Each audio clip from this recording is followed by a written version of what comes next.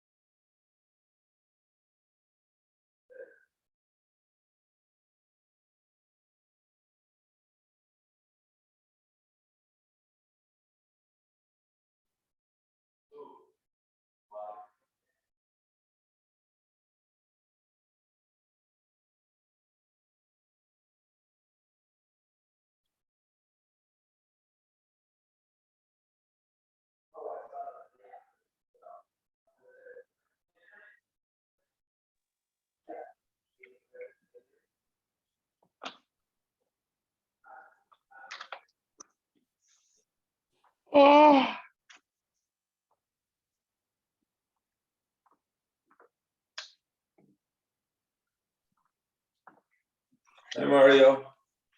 Hi, Harold. Ernie there yet? Not started yet. Okay. You're in the desert? Yeah, How's the weather there? beautiful. Today was gorgeous. It was 77, sunny. But Oh, tomorrow's boy. it's gonna cool off tomorrow. I'm coming back tomorrow. We're getting rain tomorrow. Oh, really? Oh yeah, here too. Yeah, I'm Until, leaving in the morning. but that's when the rain will be. Yeah, let's see here. Oh yeah. Yeah. Oh, morning. Well, it stops at. They say it stops at 10. We'll see. Sorry? They say it's supposed to stop at 10 a.m. Yeah, They're never right. that's true. Ah.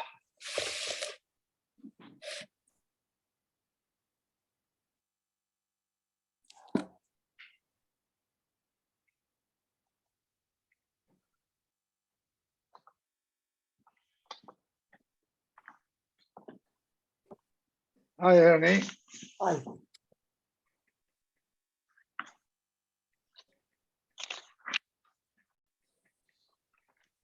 The new Masechta starts Friday, right? Samech Hey is tomorrow. Samech Vav is Thursday. And the new Masechta will start Friday, yes? Yeah.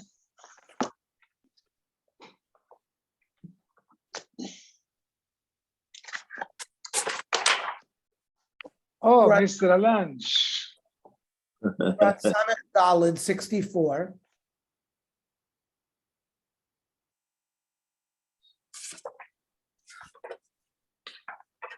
So we had a machlokas between the Tanakama that said if you have a floating sheretz, it's tahor whether it's floating in a natural body of water in the ground or in a kli. And Rab Shimon made a difference. Rab Shimon said in a kli it's tameh, in the ground it's tahor. Now what is underlying these this machlokas? My time in the Tanakama. On Rav Yitzchak bar Avdim Iksiv says b'chol hasheretz hashoretz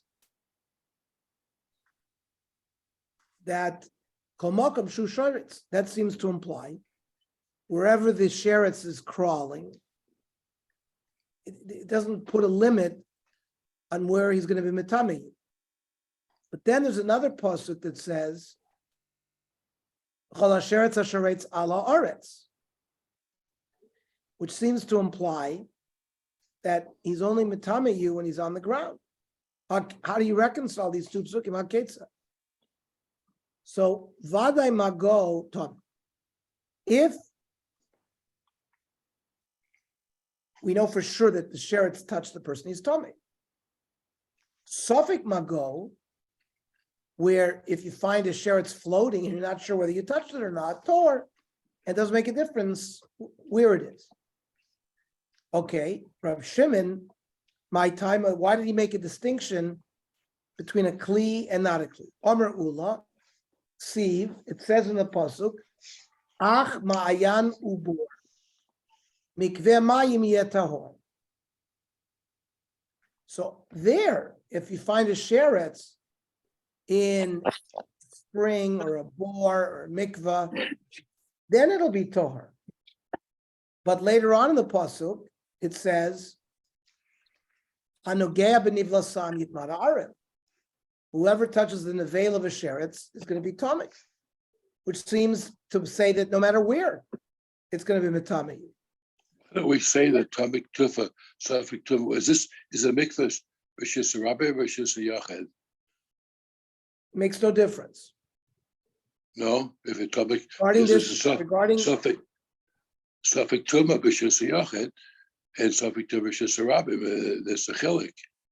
right, but so first we're dealing with the one pasuk says, "Ach mayanu bor mikveh mayim yiyeh tahor." From that pasuk, it implies that if you a sheretz, it touches you in those places. Doesn't say anything about rishus. It's not a suffix here.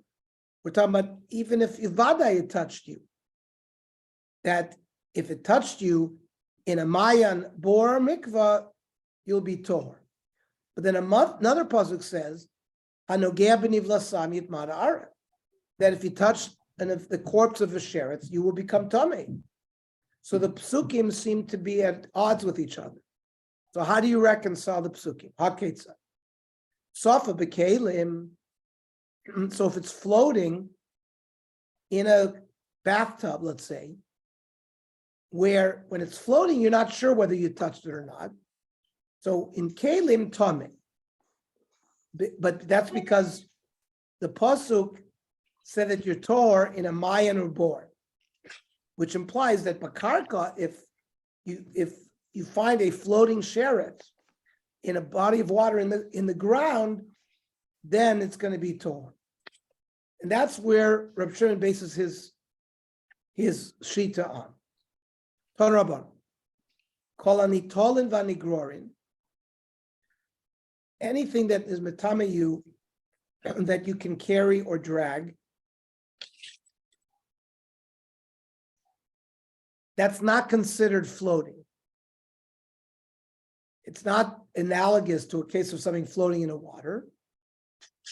And therefore, it does not follow the principle of safek magod. If, as we said, if a sheretz is tzafa, floating, and therefore you're not sure whether you touched it, the din and that it's tahor.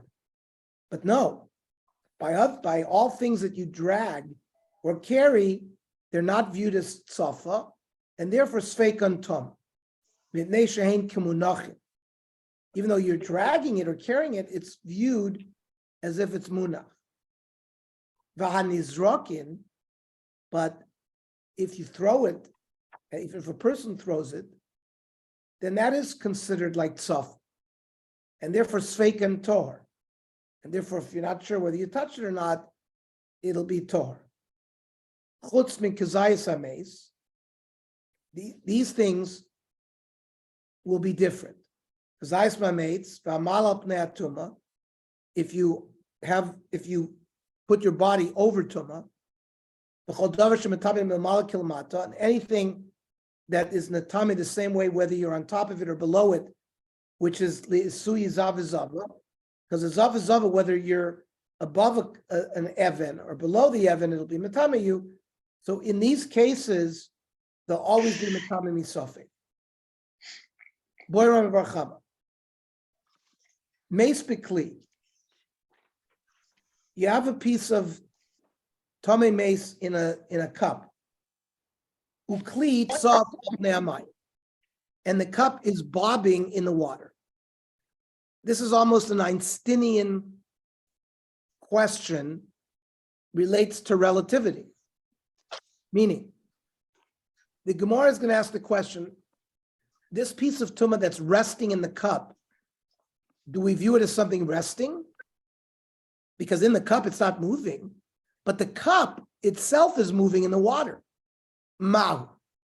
Basar kli azlinan. Do we follow the kli?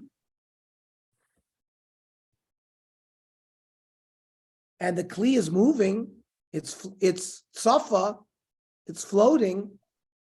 Oh, basar mesa azlinan. Or do we look at the piece of tumah, which is resting in the kli? Now, again, that would be different because we learned something that is munach. If it's suffix that you touched it, we're going to be tomei, but if it's floating, it's going to be tor. So the Gemara doesn't answer the question, but it asks another question. If you're going to tell me that we go after the moving kli, you have a piece of tumas mace on top of a dead sheretz. Now, if you touch a dead sheretz, you're tomei just for one day. You go to the mikvah, and then at night, you're toher. A mace, of course, you're tomei for 7 days. You need paraduma sprinkled on you on the 3rd and 7th days. So, kivin the high tumas erev high tumas shivra. Since these are not identical types of tumah, kiman demachta tumah beklidam. We view the mace as if it's on a kli, since there's something different. Oy dilma tumah smichti, or maybe it's one big thick piece of tumah, which is floating in the water, versus resting on something, and therefore we view the thing that's resting on the sheretz as something that's not mobile.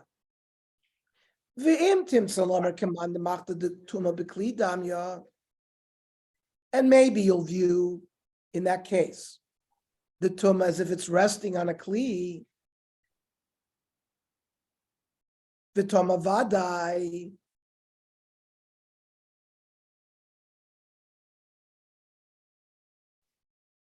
And therefore we'll say it's certainly going to be tumah, because we said if something is munach and it's a suffix, we go l'tumah.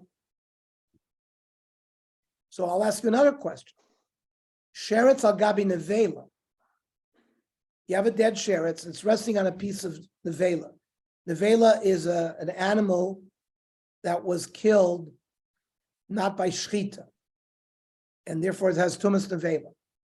Now there, the tumah is analogous. Both sheretz and nevela is tumah for 1 day. And the nevela is tzafa. The nevela is floating, ma'u. Kivin the tarvaya tumas ervinun. Both of them have the same quality of tumah. So maybe tumah smichti, we view it as a thick piece of tumah. And therefore it's not in a kli, therefore it's floating, and it would be considered tor. Oy dilma, maybe we don't view them as the same, because tumah nevela is bekazayis, the high kadosha, and tumah sheretz has a much smaller shear, the size of a lentil bean, to convey tumah. So maybe we would view it as a sheretz in a kli. And then the Gemara says, what about sheretz al gabi sheretz? Mahu. You have one sheretz floating on another sheretz, and it's floating in the water. Hane vade chad shiurinu. These are exactly the same. Both are kadosha. They're both tumas erev. O dilma, kivan de mifsake madadi. They're two separate items. They're not one thing. So maybe we won't look at as a piece of tumah smicht, as a piece of thick tumah. So what? So what? Does it make it? So it says two Not different. Nafkaminas are, because if it's floating in the water, it's tumat safa, which is tohor. If it's floating on a kli and it's munach in the kli, it's considered munach, and it would be considered suffix tummy. That's So all what of do you- these so- questions. So All of what these, is, everything we no, just so dealt what, so what on top of the other? What does that make it then? one Well, on top of another, as if it's, do we view it as one piece of tuma and the tuma, both of them are floating, or we view it as a piece of tuma on a kli? And just like we Oh, I said, see. tuma on a I kli see. is like it's resting, Oh, I it's see. not mobile. And if it's munach, Oh, we have the chumrah of tuma. oh. That's what I'm saying. This is a very theoretical piece of Gemara. It's Einsteinian in a sense. It's like technically, technically, does the earth revolve around the sun or does the sun revolve around the earth? I mean, technically, it's what is your point of reference? And Einstein already said that it's all relative based on the point of who's moving, who's not moving, etc. So here as well, some of these questions have a similar vein. So let's go back to the Gemara. Maybe you'll tell me, they are two separate items, and therefore we don't view it as one piece of tuma floating. Rather, we view it as a piece of tuma in a kli. So what about sheretz lagabi nevela? Shenimucha mao. Sheretz is on a piece of dissolved nevela. Even the nimucha v'le mashke. So it's considered like a fluid. So it's like if it's in the water. No. Nevela comes from a piece of flesh, which is food. One is sheretz and one is food, so they are different, and therefore we can still view it as a sheretz and a kli. And v'imtim similar to oichel, then you're going to tell me that a piece of dissolved nevela is oichel. Well, what about sheretz lagabe shichva zera? You have sheretz floating on semen. Now, shichva zera is certainly mashke, certainly a beverage. The Torah uses as not oichel, but as a mashke.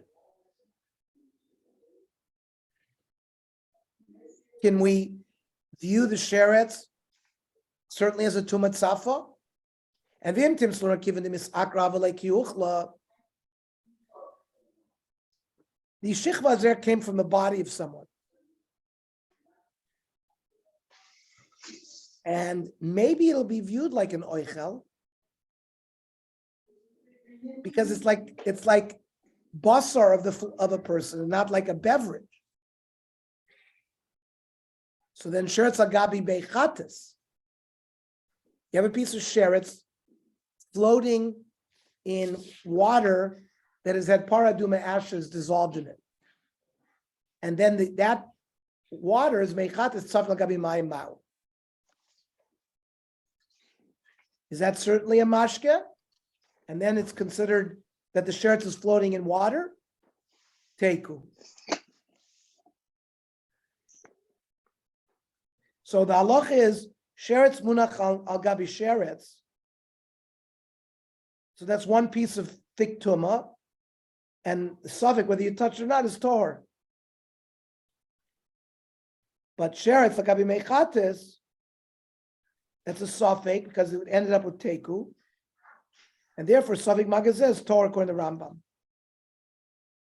Okay. Samech Laladam Beis. Amr Vanuna. Nazir voice of Pesach shalchu bekevrat toham b'shvish land. You have a nazir and somebody who's going to do the korban Pesach, and they had counted 7 clean days, and they had paraduma sprinkled on them, and they walked over a unknown grave on their 7th day.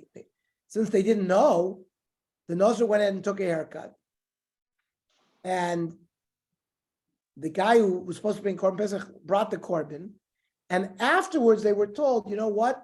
You walked over a kevrat tohom. So the din is tohirim.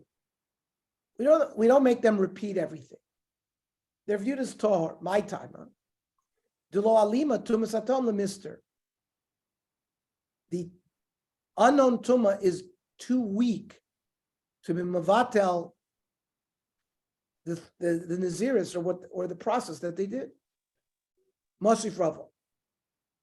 Yared l'tar mitumas sameis. We said if a person was tamei and he went into the mikvah to be matar himself, and then he bumped into a floating, maybe they found a floating sheretz there. There, we said we keep him as in his chazaka.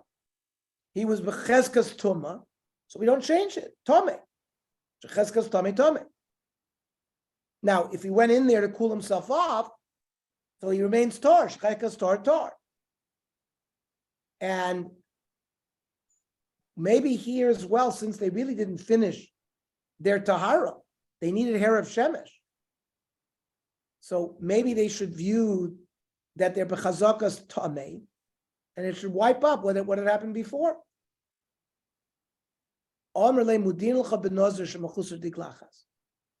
Listen, regarding the Nazir who went down to the mikveh to be toivel, he was tamei.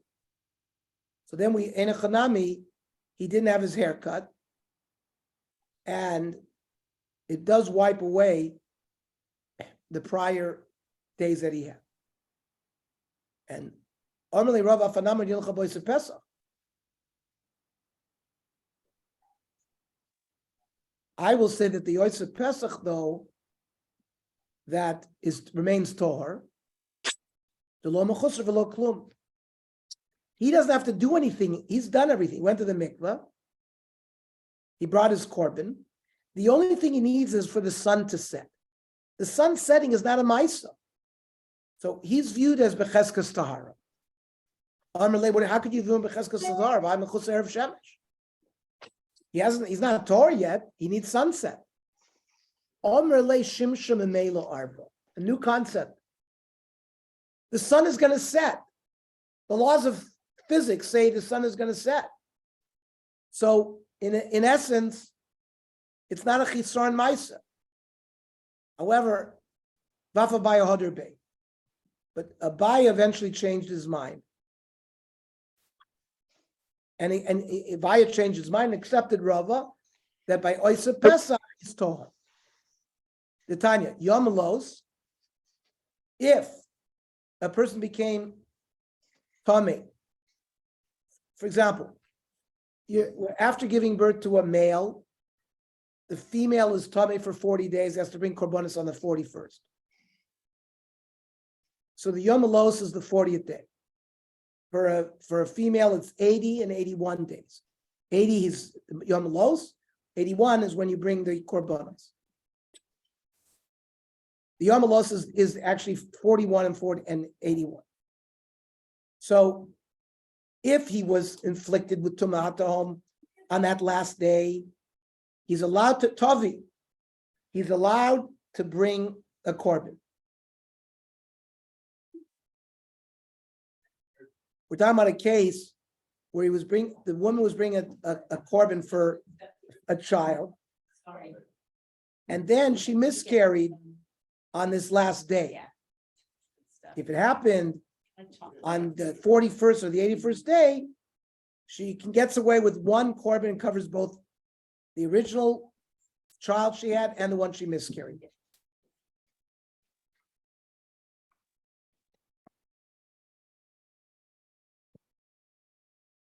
I'm sorry. The Gemara says, B'yom Los, on the 81st day, it's as if she's had two children. And now she has to bring a korban for each one. But if the miscarriage happened b'toch Los, within the 80 days or within the 40 days, then she gets away with one korban. Yachol lo tovi alei shalifnei melos. I might think that she shouldn't bring a korban if she miscarried before day 40 or day 80. Aval tovi alei shalachem melos. That if she miscarried on 41 or 81, she has to bring another korban. Viti potter shteyan. Talmud Lomer uvemelos yimei tahara tovi. Only if the miscarriage happened on the day of Yom Los, then she has to bring an extra korban. But toch yimei melos losa. But if it happens within day 40 or day 80, she doesn't have to bring. Amrav Kahana, Shiny Hacha, the Mechasra Korban. You know what? Why she doesn't bring the Toch Malos? Because she's lacking bringing a Korban. She's not allowed to bring a Korban until day 41 or day 81. So that's why she's not chayiv an extra Korban. Yeah, but Hasam Nabi Mitzvah of Shemesh. But on day 41 or 81, there's also an incomplete. She needs hair of Shemesh to bring the Korbanos. Again, the same concept we said before, the sun is automatically going to set. It's not considered chis sarom. And therefore we see clearly that Abai accepted the Shita of Rav. Okay. We're going to learn tomorrow. We'll learn tomorrow at 8:00. We'll start from this Mishnah because it starts a new sugya. And we're going to learn, I'm going to call in 5 minutes, and we're going to start so about Bernie and Saul are here already.